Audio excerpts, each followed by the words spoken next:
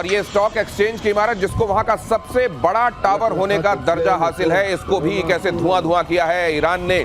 आज जो ये स्टेज आई है, मेजर गौरव आर्य और एयर मार्शल पीके श्रीवास्तव मेरे साथ जुड़ रहे हैं, उनके साथ हम ये समझेंगे कि क्या ये एक्सपेक्टेड था, इस लेवल का, इस क्वांटम का एक्सपेक्टेड था, क्या ये सोचा जा रहा होगा, बेंजामिन नेतन्याहू सोच रहे होंगे? जी बिल्कुल दिनेश, मुझे ऐसा लगता है कि इजराइल ने पूरा सोच समझ के, और आज से नहीं कई दसियों साल से इजराइल ये सोच रहा है, और इजराइल ने कई बार ऐसे प्रस्ताव भी रखे। भारत के पास प्रस्ताव रखा कि आप पाकिस्तान को ठोकिए, हम आपके साथ हैं, हम ठोकेंगे आपके लिए। उन्होंने ये प्रस्ताव अमेरिका को कई बार रखा, लेकिन लोग जो हैं हर समय पीछे हटते गए। इस बार ट्रंप ने आशीर्वाद दिया, नेतन्याहू ने हमला करा, और ये होना था। अभी भगवान ना करे ऐसा हो, लेकिन ऐसा हो सकता है। ये पूरी की पूरी आप मान के चलिए कि और तबाही होगी इजराइल के अंदर, लेकिन एंड में इजराइल जीतेगा। और इजराइल को एक बात पता है कि एक बार करवा लो जो करवाना है, एक बार मार्के की जंग हो जाए, उसके बाद ईरान का पूरा स्ट्रक्चर ठप हो जाएगा। क्योंकि देखिए बात यह है ना, अभी हम कह रहे हैं कि ये चीज हो गई, हम लोग ये फोटोग्राफ दिखा रहे हैं, आप ये कह रहे हैं अस्पताल में कर दिया बियरशेबा में, वो 1000 बेड का हॉस्पिटल है और पूरे साउथ इजराइल को केटर करता है, 1000 बेड का हॉस्पिटल, राइट? अब उस पर मार दिया। इनको पता था ये होगा, इजरायलियों को पता था, क्योंकि अगर आप ये काम नहीं करेंगे तो हमास और हिजबुल्लाह आपको अटैक करते रहेंगे। फिर 7 अक्टूबर की जैसी चीजें होती रहेंगी। आपको एक बार, जिसको कहते हैं ना देसी में, आपको एक बार ये टंटा काटना होगा, फुल एंड फाइनल। एक बार के लिए ये टंटा काटना, लेकिन ये टंटा काटने की कितनी बड़ी कीमत चुकानी होगी? क्या ये कीमत बहुत बड़ी होगी? तेल अवीव में ईरानी मिसाइल का मलबा मिला है, शहाब 3 बैलिस्टिक मिसाइल का मलबे में मिसाइल का इंजन बरामद हुआ है। ईरान की मध्यम दूरी की बैलिस्टिक मिसाइल है शहाब 3। और एयर मार्शल पीके श्रीवास्तव अक्सर बताते हैं कि दुश्मन की तकनीक को समझने के लिए उनके ऐसे इंस्ट्रूमेंट्स जो उतने बर्बाद नहीं हुए होते हैं वो बड़े काम आते हैं। ये तो पहले ही पता होगा वैसे इजराइल को कि इसमें क्या-क्या, इसके बारे में ठीक से पता था, तो ऐसी कोई खास इस वक्त डिस्कवरी नहीं। लेकिन हाँ, मिलना ये पता चलता है कि आज वो क्या चला रहे हैं हमारे ऊपर, और अगर ये मिल जाता है तो उसके बाद उसकी काट भी आप पैदा कर सकते हैं, जैसा मैंने पहले भी कहा था। और ये हमें हमेशा से ये थी संभावना, और जैसे गौरव बता रहे थे, संभावना थी, और इसको फैक्टर नहीं किया था। जब भी आप लड़ाई करते हैं तो आपके पास जरूर फैक्टर इन करते हैं कि दुश्मन उसका जवाब कैसे देगा। ईरान मिसाइल फोर्स है, ये पता था। ईरान के पास यूरेनियम का इनरिचमेंट हो रहा है, ये पता था। 60% तक पहुंच गया, ये भी पता था। तो अगर आपके पास मिसाइल फोर्स है और यूरेनियम भी आपके पास है, तो न्यूक्लियर वेपन बनाने में कोई बहुत ज्यादा टाइम नहीं लगेगा। इसीलिए ये सब हो रहा है। और उसी के अगर उसके परिप्रेक्ष्य में अगर आप इसको देखते हैं तो इसका मिलना शहाब 3 के, उसका हमें पता है कि किन मिसाइल से मार हो रही है। अब जो हाइपरसोनिक मिसाइल्स आती हैं और ड्रोन्स भी साथ में आते हैं, तो जो आपने कहा लीक थ्रू, तो लीक थ्रू होता ही होता है, और इंफ्रास्ट्रक्चर के ऊपर अटैक हो रहा है। अगर आप देखिए हॉस्पिटल, स्टॉक एक्सचेंज और इन चीजों पर अटैक होना, इसका मतलब जानबूझ के सिविलियन इंफ्रास्ट्रक्चर अटैक करके साइकोलॉजिकली ईरान को दबाने की कोशिश की जा रही है, इजराइल को दबाने की, साइकोलॉजिकली दबाने की कोशिश की जा रही है। तो यहाँ कई फ्रंट पर बहुत सारी चीजें हो रही हैं। अगली खबर देखिए, इजराइल का ईरान पर जबरदस्त पलटवार। ईरान में अराक हैवी वाटर रिएक्टर पर, हालांकि ये पहले हो गया था, ये रात के वक्त ये हमला हो गया था, अराक हैवी वाटर रिएक्टर पर हमला हुआ, और उसके बाद ईरान की तरफ से 35 के आसपास मिसाइलें एक साथ छोड़ी गई इजराइल पर। ईरान के न्यूक्लियर प्रोग्राम का अराक अहम हिस्सा, अराक में बड़े पैमाने पर हथियारों का प्रोडक्शन होने की खबरें थी। हमले से पहले इजराइल ने दी थी चेतावनी, शहर के लोगों से इलाका खाली करने के लिए कहा था। मेजर गौरव आर्य, इस जगह को क्यों चुना गया?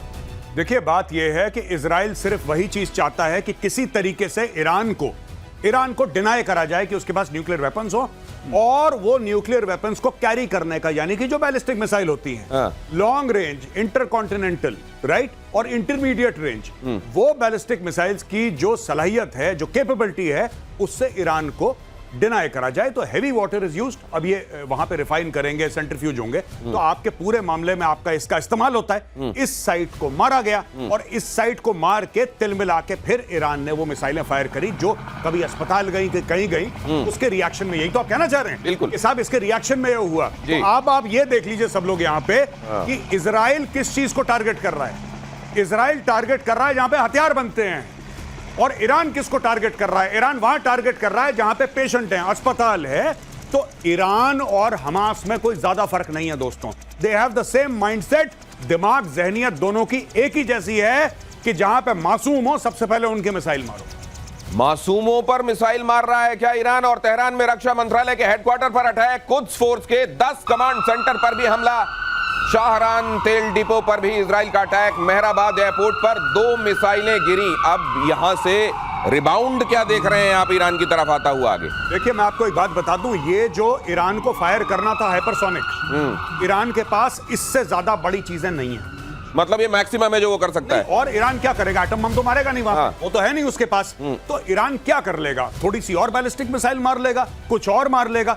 लेकिन कहने की बात यह है कि जिस तरीके से उनकी कैपेबिलिटीज को डिन्यूड और डिग्रेड करा है इजराइल ने, जिस तरीके से जहां पे मैन्युफैक्चरिंग होती है सोर्स में जाके मारा है, तो मुझे नहीं लगता कि कुछ दिनों के बाद ईरान के पास ऐसा कुछ होगा असला इस्तेमाल करने का कि जिससे ईरान इजराइल को, माफ कीजिएगा, कोई मेजर डैमेज हो पाए। और एक और बात, अगर मेजर डैमेज होता है तो वहां पे खड़ा है अमेरिका। अमेरिका के सारे एसेट्स जो हैं दोस्तों, लॉक्ड एंड कॉक्ड। दिनेश, कल आप बता रहे थे ईगो गार्सिया के बारे में, आप बता रहे थे, आपने पूरा बताया कि कहां पे कौन से अमेरिकन एसेट्स हैं, कहां पे F-16 है, कहां पे F-22 है, कहां पे F-35 है। पूरा का पूरा जो है मामला अमेरिका का रेडी है। जब पता लगेगा कि अब पानी नाक से ऊपर चला गया है, America will enter the war. और अगर ऐसा होता है तो फिर क्या होगा? इधर सोरोका अस्पताल पर मिसाइल हमले पर इजरायली पीएम नेतन्याहू ने कड़ी प्रतिक्रिया दी है। खामेनेई वॉर क्राइम के लिए जिम्मेदार हैं, इजराइल ने कहा। ईरान जानबूझकर अस्पतालों को निशाना बना रहा है, नेतन्याहू ने कहा। इजराइल अपने नागरिकों पर हमले का बदला लेगा। खामेनेई को लेकर सभी विकल्प खुले हुए हैं। नेतन्याहू ने यह भी कहा, खामेनेई की हत्या की बात मीडिया में करना ठीक नहीं। ये तो बहुत गंभीर बात कह दी उन्होंने। बहुत बड़ी बात है। हत्या की बात मीडिया में करना ठीक नहीं, हत्या करना ठीक है नहीं, इसकी बात नहीं हुई। हाँ। ये बात ध्यान रखिएगा। हाँ। और जहां तक आप बता रहे थे, उसी कार्यक्रम में आपको एक चीज बताते हैं, हैवी वाटर की जरूरत पड़ती है अगर आपको न्यूक्लियर वेपन बनाना है जी। साइलोज में भी मारेंगे मिसाइल। देखिए, लॉन्चर ठिकाने जहां से लॉन्च कर सकते हैं और जहां से आप न्यूक्लियर वेपन बना सकते हैं, ठीक है। ये जितने भी इंफ्रास्ट्रक्चर हैं। और जब कच्छ की आपने बात की, कच्छ ये बहुत जबरदस्त फोर्स इनकी है जो खामनाई के डायरेक्टली अंडर काम करती है। अच्छा, अगर उसके ठिकानों को बताए, इसका मतलब जब राजा को मारने से पहले आसपास की फौजों को आप गिरा देते हैं ना, तहस नहस कर देते हैं। ये सब वो सारे प्यादे वजीर हैं जो गिराए जा रहे हैं। तो इसमें आपका हंच क्या कहता है? चेकमेट वाली सिचुएशन जैसा हमने देखा था सद्दाम हुसैन के साथ, वैसी कोई सिचुएशन देख रहे हैं या उससे ज्यादा ग्रेव खामेनेई के लिए? खामनेई की सिचुएशन लगभग, अब बताइए, उनकी सिचुएशन बहुत ही ग्रेव थी। उससे ज्यादा ग्रेव क्या होगी?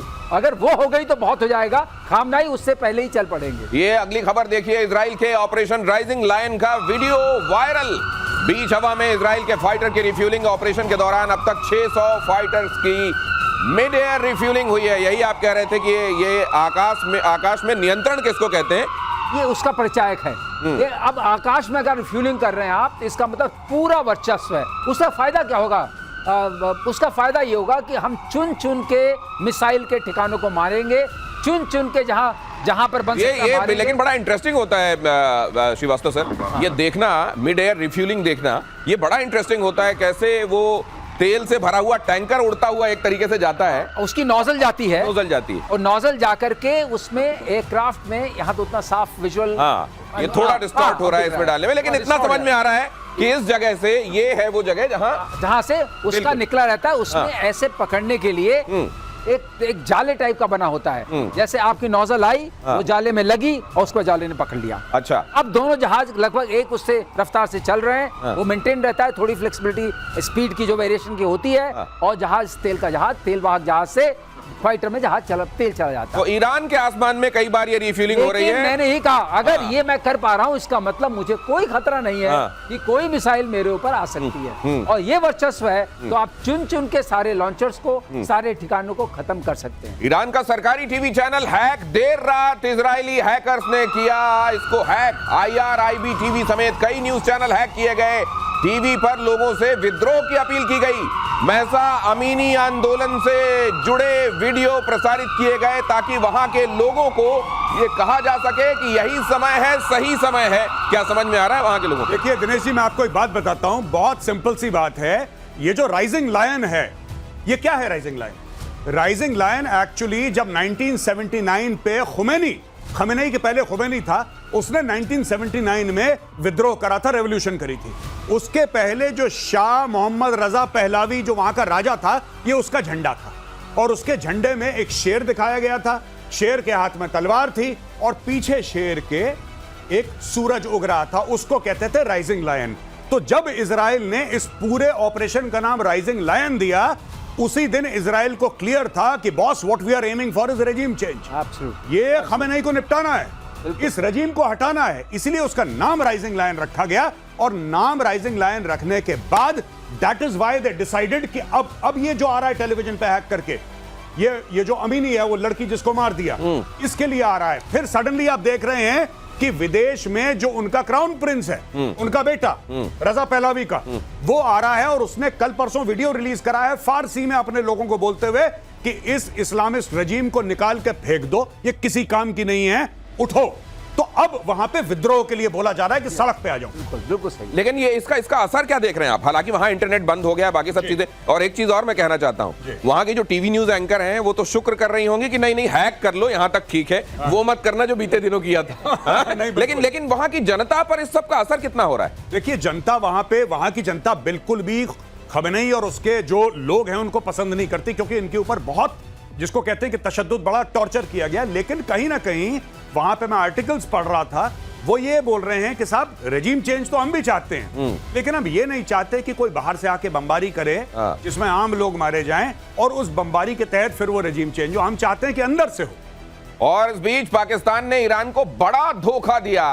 अमेरिका के लिए जासूसी करता पकड़ा गया पाकिस्तान। अमेरिका का जासूसी सिस्टम BACN, जिस विमान में BACN लगा था, वो पाकिस्तान के एयर स्पेस में दिखा, ईरान की तरफ जाता हुआ दिखाई दिया ये जासूसी विमान। और इसके बाद इजराइल ने ईरान के सरकारी टीवी चैनल पर अटैक कर दिया। ये हुआ था भाई साहब, और आपने ये कहा था, मैंने बोला था और कई बार बोला था और प्रतिशोध पे बोला था कि पाकिस्तान का बहुत अहम रोल है। ये जो इसको खाना खिला रहा है ना वहां पे बुला के व्हाइट हाउस में, जो इनकी तारीफें कर रहा है कि देखो पाकिस्तान कितना अजीम मुल्क है, कोई अजीम मुल्क नहीं है। बेसिकली मीर जाफर को पैसे पहुंच गए। जो पाकिस्तान ने करा है, ईरान की पीठ पे खंजर उतारा है।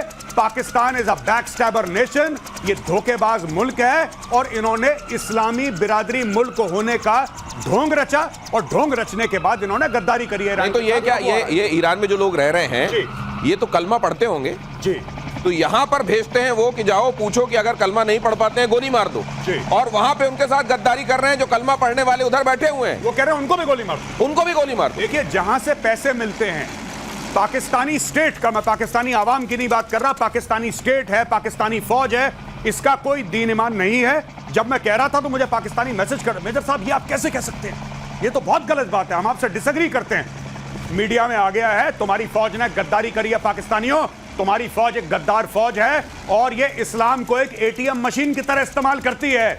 अमेरिका ने पैसे दिए, उसने बैठ के खाना खिलाया, इन्होंने पीठ में खंजर उतार दिया ईरान का। और ये जो एयरक्राफ्ट बात आप कर रहे हैं दिनेश, इस एयरक्राफ्ट से उसको लाइट अप किया था टीवी स्टूडियो को। कब आप टारगेट जाता है आपका? अच्छा, मतलब वहां आपको बताया ये है, जैसे हम लेजर बीम डालें कि भाई प्रेजेंटेशन के समय ये वाली जगह पेंट कहते हैं ना, उसको पेंट करा। उसको किल चेन बोलते हैं। अच्छा, आप दिखाइए कहाँ है, हम मारेंगे। अच्छा, तो इन्होंने दिखाने का काम किया है, काम किया, दिखाने का काम किया ये है। ये पाकिस्तानी एयर स्पेस से हुआ दिखाने का काम, ये पाकिस्तानियों ने बोला है वहां पे मारो। और ये किल चेन ही इस्तेमाल करते हैं, एक दिखाता है, दूसरा देखता है, तीसरा मारता है। भाई साहब, हॉकी की पेनल्टी देखी आपने? बिल्कुल, पाकिस्तान ने गोल सेट करा। देखिए, अब जो पाकिस्तानी कहते हैं कि यहूदी ऐसे तो यहूदी वैसे, ठीक है, जो कहते हैं कि हम यहूदियों के खिलाफ हैं, हम फिलिस्तीनियों के साथ खड़े हैं, राइट। अब मैं पाकिस्तानियों से यह पूछना चाहता हूं कि चूरन तो चाट लिया आसिम मुनीर ने व्हाइट हाउस में जाके, अब यह कर रहा है, ये हैं तुम्हारे मुजाहिद और ये हैं तुम्हारे गाजी, ये है उनका कैरेक्टर। तो जिन फिलिस्तीनियों के लिए ईरान कह रहा था कि वो खड़ा हुआ है, उस ईरान के खिलाफ उसकी जगह बता के टॉर्च मार के यहां हमला करो, ये कराया जा रहा है। अमीनी जो लड़की का आपने बात बताई, वो भी जरूरी है 10 दर्शकों को बताना। अमीनी 16 साल की लड़की थी जिसके ऊपर अत्याचार हुआ, बाद में उसी को मारा गया, उसी के खिलाफ वो दी गई। उसमें तो बड़ा बवाल हुआ था। अगली खबर यह है कि इजराइल के खिलाफ ईरान का बड़ा प्लान लीक हुआ। हूती, हमास और हिजबुल्लाह के साथ मिलकर बड़े हमले की तैयारी। इराक में शिया लड़ाके भी लड़ने के लिए तैयार। कहा जा रहा है कि दुनिया भर में जितने स्लीपर सेल्स हैं ईरान के उनको भी एक्टिवेट किया जा रहा है। भाई साहब, आधे स्लीपर सेल को तो स्लीप करवा दिया इजराइल ने। हिजबुल्लाह की कमर तोड़ दी, हमास को मार मार के उसका भरता बना दिया। अब जो हूथी हैं वो थोड़ा समुद्र के, because southern part of Yemen में ज्यादा पाए जाते हैं हूथी, तो हो सकता है कि वहां पे जाके कुछ अटैक करें कुछ जहाजों में, पहली चीज। लेकिन सबसे बड़ी बात ये दिनेश कि पहले इन्होंने, देखिए इजरायलियों ने कितना स्मार्ट प्ले करा, पहले हमास को तोड़ा, हिजबुल्लाह बीच में आया चौधरी बनने के लिए, हिजबुल्लाह को भी तोड़ा, सबको तोड़ ताड़ के सीरिया में तुर्की ने बशारुल असद को निकाल दिया, सीरिया सेफ हो गया। अब जब सीरिया सेफ हो गया और लेबनान सेफ हो गया और फिलिस्तीन सेफ हो गया, now they made the move for Tehran. और हर समय तेहरान एंड गेम था। एंड गेम तेहरान है और एंड गेम ये है कि वहां की पॉलिटिकल जो लीडरशिप है उसको बदला जाए। अमेरिका के ईरान को आखिरी चेतावनी। सीरिया के लिए अमेरिका के विशेष दूत टॉम बैरक ने कहा, युद्ध में हिजबुल्लाह कूदा तो घातक होंगे परिणाम। अमेरिका ने भेजे लड़ाकू विमान और युद्धपोत। खामेनेई ने कहा, अमेरिका ने हमला किया तो तगड़ा जवाब देंगे। मुझको लगता है कि इस दौरान कुछ बेट्स भी डाले जा रहे हैं जिनको पक्का पता ही निकले जाएंगे बेट्स, और जैसे ही निकले जाएंगे वैसे कहा था ना कि ये किया तो मारेंगे, अब मार देंगे, मतलब एक बहाना मौजूद होगा। मैं ठीक कह रहा हूं? ऐसा बिल्कुल सही दिनेश, आप जो कह रहे हैं हम लोगों ने हर बार देखा है। हाँ। जब ये कहते हैं कि मारेंगे, हाँ। वो तो मार पड़ जाती है। हाँ।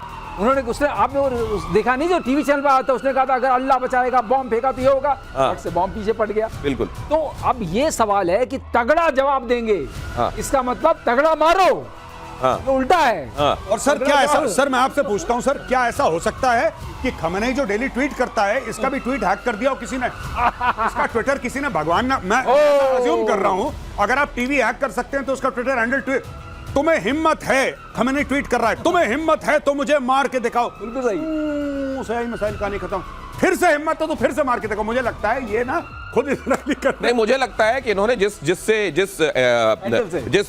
जिस फोन से ये ट्वीट हो रहे हैं उस या कंप्यूटर से उस जगह को रखा हुआ है इन्होंने ईरान में किसी जगह, और ये मॉस्को में बैठ के बता रहे हैं कि भाई साहब इसमें इस बार ये करके लिख दो, और लोगों को ये लगना चाहिए कि उस बंकर से आ रहा है ये मुझे लगता है कि ये भी हो सकता है खुद को बचाने के लिए।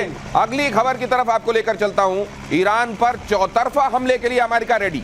ईरान पर किसी भी वक्त हमला कर सकता है अमेरिका। मिडिल ईस्ट में अमेरिका के 60 एयर बेसेस हैं, और ये तो सिर्फ अमेरिका की बात हम आपको बता रहे हैं। ब्रिटेन भी कैसे सीन में आ रहा है वो भी आपको बताएंगे। अमेरिका ने इन दिनों उस जगह को सुपर एक्टिवेट कर दिया है। क्या इसका मतलब ये है कि, और ये भी कहा जा रहा है कि 48 घंटे के अंदर अंदर ये भी देख सकते हैं आप कि अमेरिका की सीधी एंट्री होगी, क्या होगी तो कितनी होगी और उसके रिपरकशंस क्या होंगे? ऐसा देश अगर एंट्री होगी, क्योंकि अमेरिका को पूरा पता है कि हमारे ऊपर भी मिसाइल का निशाना साधा होगा, जिसको बंकर्स में खत्म किया जा रहा है, साइलोज में। वो निशाने जो अमेरिका के ऊपर कहते हैं ना हमने सब निशानों में रखा है, बहुत आसान है, वो सारे पहले खत्म किए जा रहे हैं साइलोज।